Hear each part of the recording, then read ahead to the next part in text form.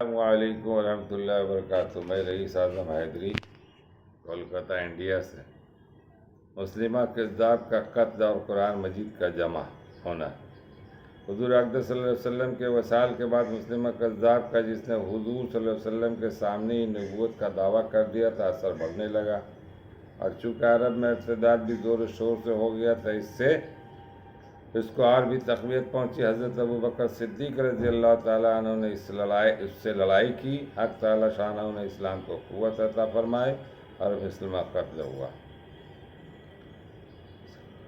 لیکن اس لڑائی میں صحابہ کرام رضوان اللہ علیہ اجمعین کی ایک بڑی جماعت شہید ہو گئی، بالخصوص قرآن پاک کے حافظوں کی ایک بڑی جماعت شہید ہوئی۔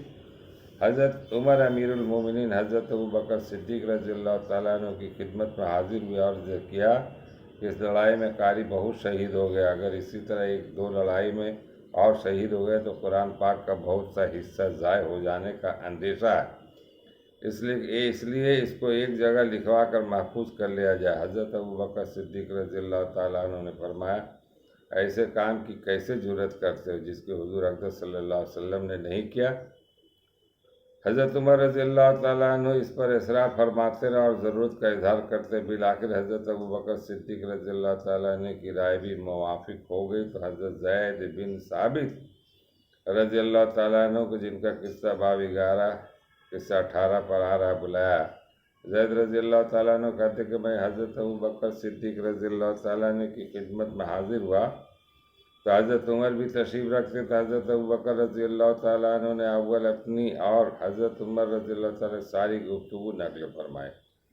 اس کے بعد ارشاد فرمایا کہ تم جوان ہو اور دانشمند، تم پر کسی قسم کی بدگمانی بھی نہیں ہے، اور ان سب باتوں کے علاوہ یہ کہ خود حضور اقدس صلی اللہ علیہ وسلم کے زمانے میں بھی تم وحی کے لکھنے پر مامور رہ چکے، اس لیے اس کام کو تم کرو، لوگوں کے پاس سے قرآن پاک جمع کرو اور اس کو ایک جگہ نقل کرو۔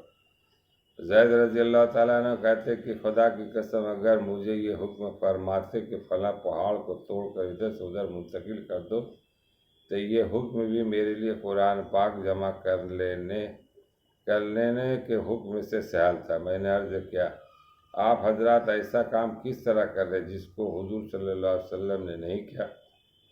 وہ حضرات مجھے سمجھاتے رہے۔ ایک حدیث میں آیا کہ حضرت ابوبکر صدیق رضی اللہ تعالیٰ عنہ نے زید رضی اللہ تعالیٰ عنہ سے کہا کہ اگر تم عمر رضی اللہ تعالیٰ عنہ کی موافقت کرو تو میں اس کا حکم دوں، اور نہیں تو پھر میں بھی ارادہ نہ کروں۔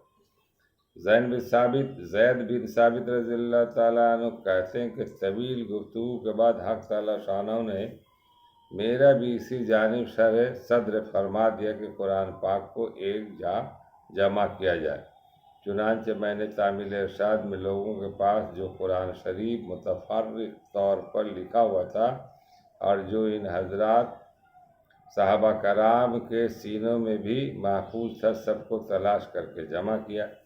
اس قصہ میں اول تو ان حضرات کے اتباع کا اہتمام معلوم ہوتا کہ پہاڑ کا منتقل کرنا ان کے لیے اس سے سہل تھا کہ کوئی ایسا کام کیا جائے جس کو حضور صلی اللہ علیہ وسلم نے نہیں کیا۔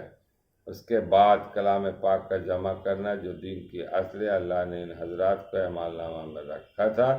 پھر حضرت زید رضی اللہ تعالیٰ عنہ نے اتنا اہتمام اس کے جمع فرمانے میں کیا کہ کوئی آیت بغیر لکھی ہوئی نہیں لیتے تھے، جو حضور اقدس صلی اللہ علیہ وسلم کے زمانہ کی لکھی ہوئی تھی، انہی سے جمع کرتے تھے اور حفاظ کے سینوں سے اس کا مقابلہ کرتے تھے۔ اور چونکہ تمام قرآن شریف متفرق جگہوں میں لکھا ہوا تھا، اس لیے اس کی تلاش میں وہ محنت ضرور کرنا پڑی، مگر سب مل گیا۔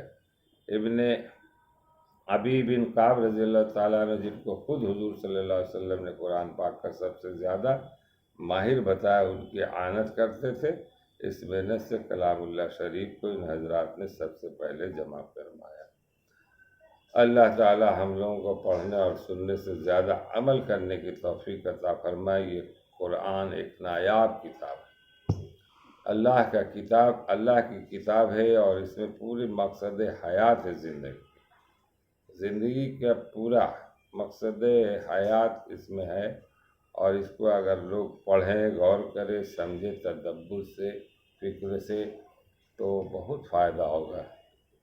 آپ کے ہر معاملے کا حل، ہر مسئلے کا حل قرآن میں رکھا گیا.